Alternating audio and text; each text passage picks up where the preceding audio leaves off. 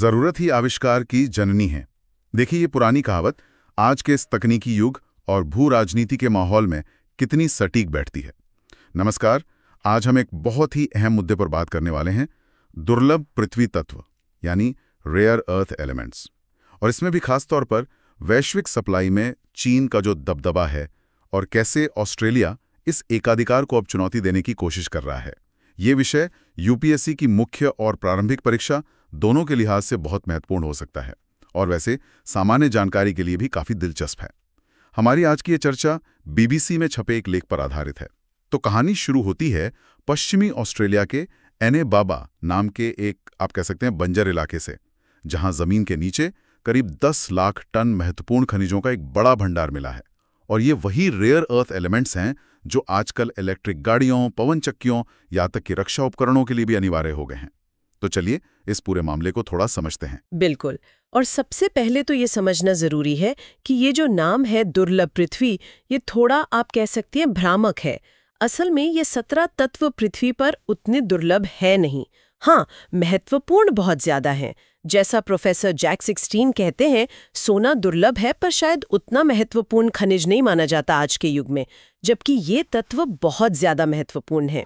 इनकी खासियत है इनका हल्कापन, इनकी मजबूती और गर्मी सहने की गजब की क्षमता। और इसी वजह से ये छोटी छोटी पावरफुल इलेक्ट्रिक मोटरों में इस्तेमाल होते हैं। सोचिए, गाड़ियों के साइड मिरर से लेकर ब्रेकिंग सेंसर तक में। और इनमें भी कुछ खास हैं, जैसे डिस्प्रोजियम और टर्बियम, जो हाई पावर मैग्नेट्स के लिए तो बेशकीमती हैं। अच्छा, और यहीं से शायद समस्या शुरू होती है ना?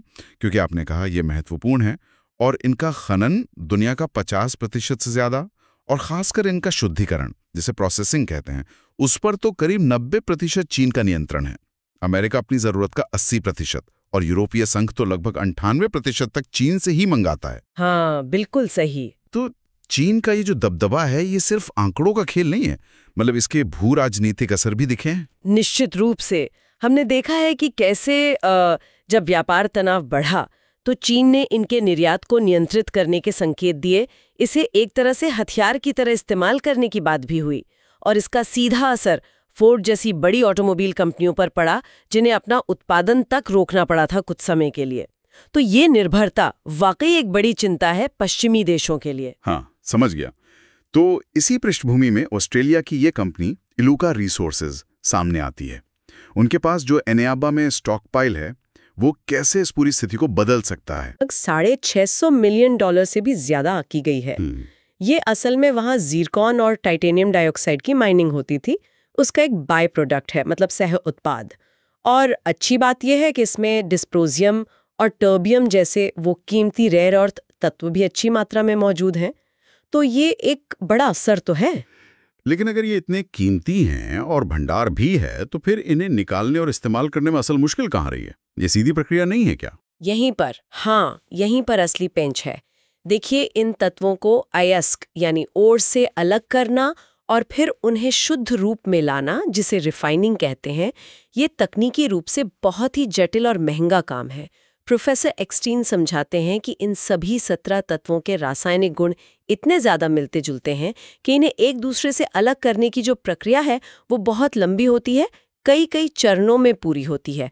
और एक और बात, इस प्रक्रिया में थोड़ी मात्रा में रेडियोधर्मी कचरा भी निकलता है, जिसका सुरक्षित निपटान करना अपने आप में एक बड़ी पर्यावरणीय जिम्मेदारी और चुनौती है।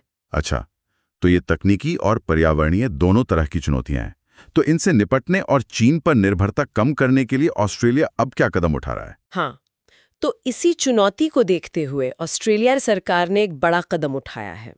उन्होंने इलुका को एक बहुत ही आधुनिक state of the art refinery बनाने के लिए 1.65 बिलियन ऑस्ट्रेलियाई डॉलर का एक बड़ा कर्ज दिया है।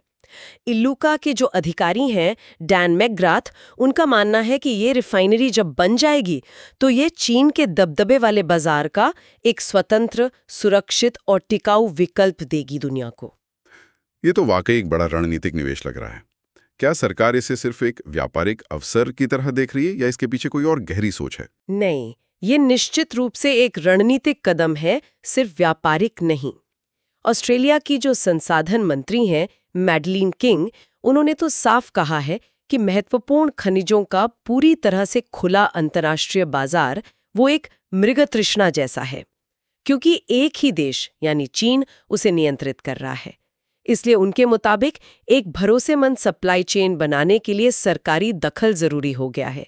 और अगर हम इसे और बड़ी तस्वीर में देखें तो ये पश्चिमी देशों की जो कोशिशें चल रही हैं अपनी सप्लाई चेन्स में विविधता लाने की, जोखिम कम करने की, ये उसी का एक हिस्सा है। बिल्कुल, लेकिन वो पर्यावरण वाला सवाल अभी भी बना हुआ है। चीन में रेयर अर्थ प्रोसेसिंग से गंभीर प्रदूषण की खबरें आती रही हैं। तो क्या ऑस्ट्रेलिया इसे अलग और बेहतर तरीके से कर पाएगा? उनका क्या दावा है इस पर? हाँ, ये बहुत महत्वपूर्ण सवाल है। ऑस्ट्रेलिया का दावा है कि उनके पास दुनिया के सबसे सख्त पर्यावरण नियम और कानूनी ढांचे मौजूद हैं। प्रोफेसर एक्सटीन का भी यही मानना है कि देखिए, कोई भी मेटल इंडस्ट्री पूरी तरह से क्लीन तो नहीं हो सकती, लेकिन ऑस्ट्रेलिया के पास जो नियम है, जो टेक्नोलॉजी है, उसके जरिए वो इसे ज्यादा जिम्मेदारी से संभालने की बेहतर स्थिति में है चीन की तुलना में। चुनौती संतुलन बनाने की होगी बेशक। और ये सब होने में मतलब रिफाइनरी बनने और चालू होने में कितना वक्त लग सकता है? क्या बाजार से कुछ प्रतिक्रिया मिलनी शुरू हुई है? देखिए, इस रिफाइनरी को पूरी तरह से बनने और ऑपरेशनल होने में अभी करीब 2 साल और लगेंगे। लेकिन इलूका का कहना है कि जो बड़ी कंपनियां हैं, जैसे कार बनाने वाली कंपनियां या दूसरी टेक्नोलॉजी कंपनियां, जो अपनी प्लानिंग कई साल पहले से करती हैं, वो पहले से ही उनसे संपर्क कर रही हैं, पूछताछ कर रही हैं।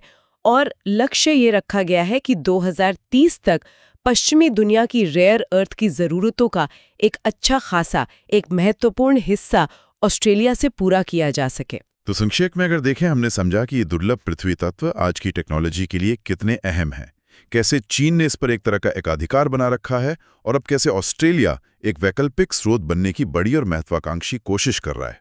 इसमें आर्थिक पहलू भी हैं, तकनीकी जटिलताएं भी हैं और पर्यावरण की चिंताएं भी जुड़ी हुई हैं। बिल्कुल। और ये सब हमें एक बहुत ही महत्वपूर्ण सवाल पर लाकर खड़ा करता है कि क्या ऑस्ट्रेलिया का ये इतना महंगा और इतना महत्वाकांक्षी दांव, क्या ये वाकई में चीन के दशकों पुराने प्रभुत्व को सही मायने में कम कर पाएगा, या फिर ये सिर्फ भू राजनीतिक जोखिम को थोड़ा कम करने की दिशा में एक ज़रूरी मगर शायद एक सीमित कदम ही साबित होगा, खासकर जब इसमें तकनीकी और संभावित पर्यावरणीय लागतें भी जुड़ी हुई हैं।